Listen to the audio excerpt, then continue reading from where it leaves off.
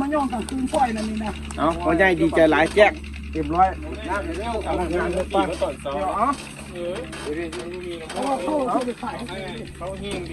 นี่บรรยากาศที่น้องเลยของป่าอื้อคือว่ามืออื่นค่อยเกี่ยวได้เจ้านี่มือนี้นาพ่อใหญ่ก่อนเถอะนาพ่อใหญ่บ้านก่อนนาพ่อใหญ่ก่อนพี่น้องเอ้ยเข้าบอลแก่ก็ได้ตัดออกหางให้นาพ่อใหญ่บ้านให้นาพ่อใหญ่ไปก่อนนี่จะใส่ขนเกี่ยวขนคู่ทุกคนมาได้ไปเรียกไปงานกันแล้วเนี่ยโอ้คัก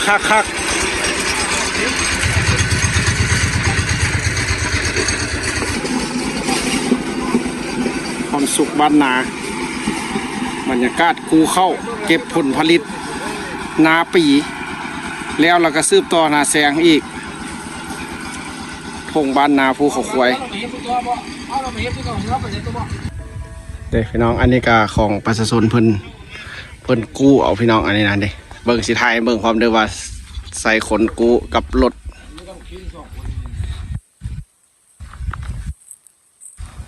อยู่ภูเขาควายเอาไป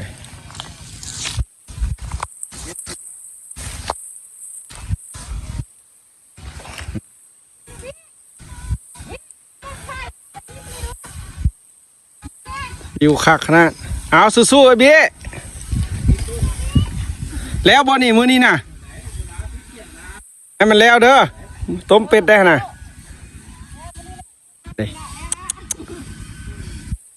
ห่มโพงเย็นคักเนาะนี่นะ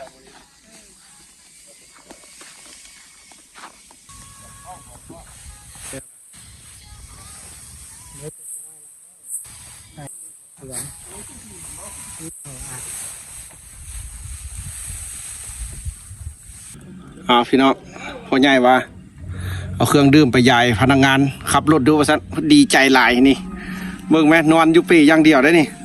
ถ้าแต่เขาไปเกี่ยวให้นี่นะ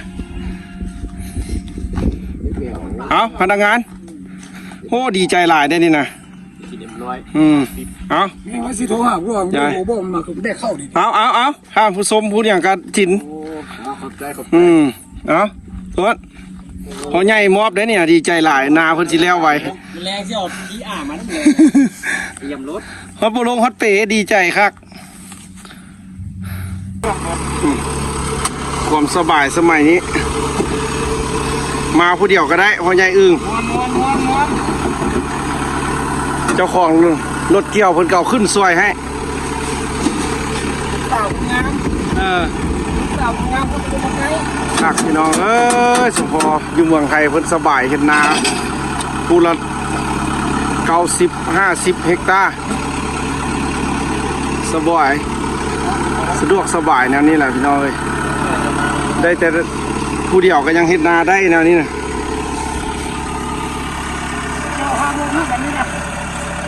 คักพี่น้องแบบนี้แหละคักนะเจ้าของรถเพิ่นเก่าเข้าขึ้นซอยเฮาเลยแนวนี้นะพี่น้องเลยมีแต่ป่าอึ่งผู้เดียวเพิ่นก็ยังมาได้เมียบ่ได้มาใกล้เลย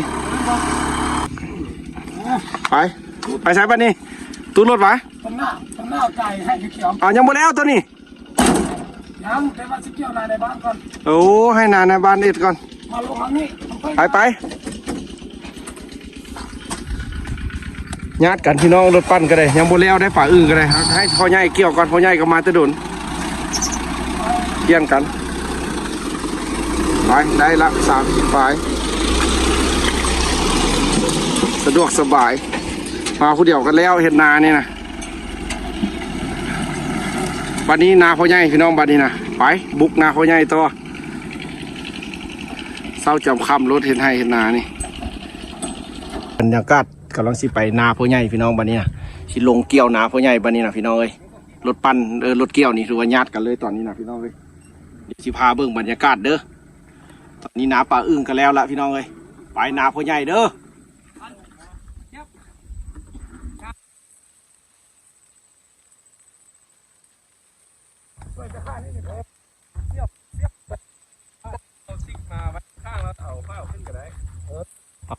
พ่อใหญ่บัดนี้นะลงนาพ่อใหญ่ตัดทางวะนี่ โค้งออกขึ้นมาเลย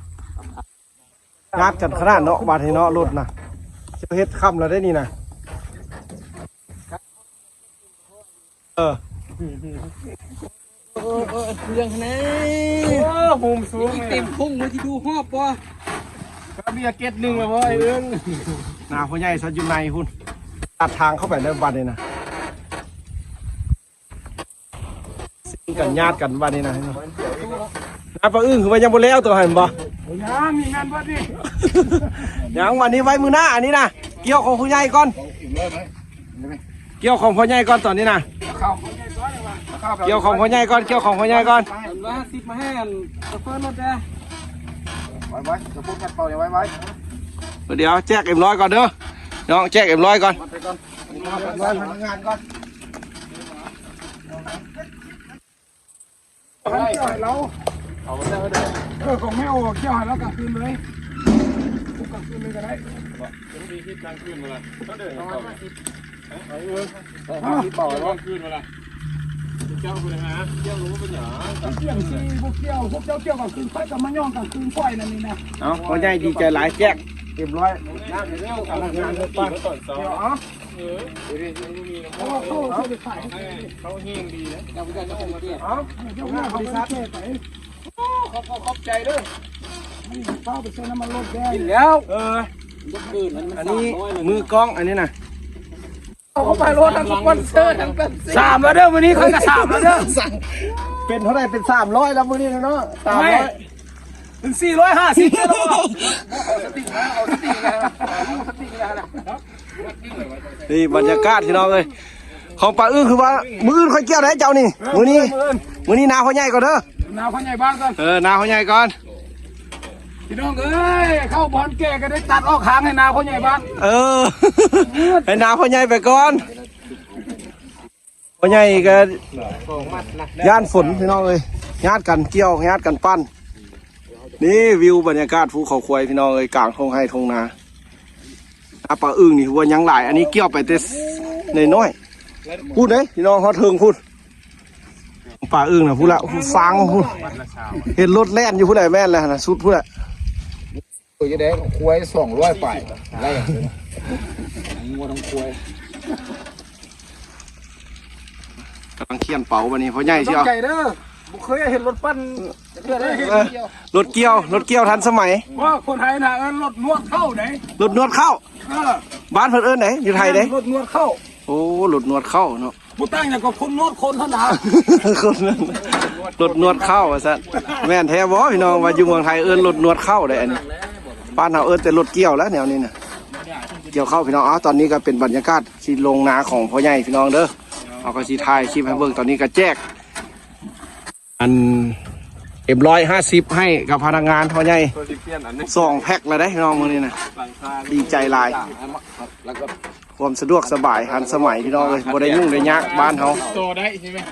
เกี่ยวแล้วเกี่ยวเป็นให้เอา ไร่หนึ่ง500,000พี่น้องอยู่บ้านเฮาไร่หนึ่ง500,000 500,000กีบ ทุกให้ทุกนา500,000หมดบ่ว่านาขี้ตุ่มนาบกเนาะ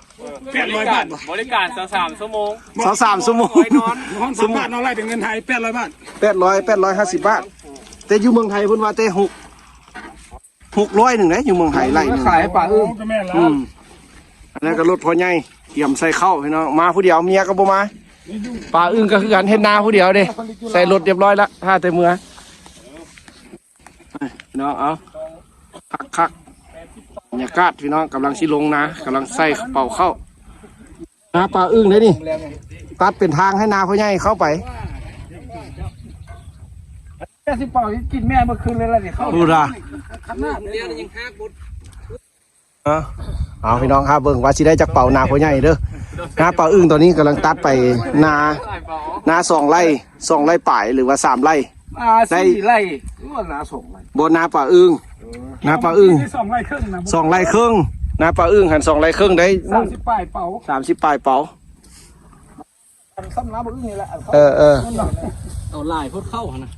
เอาพี่น้องกำลังคักๆกำลังโว้ยบานเฮา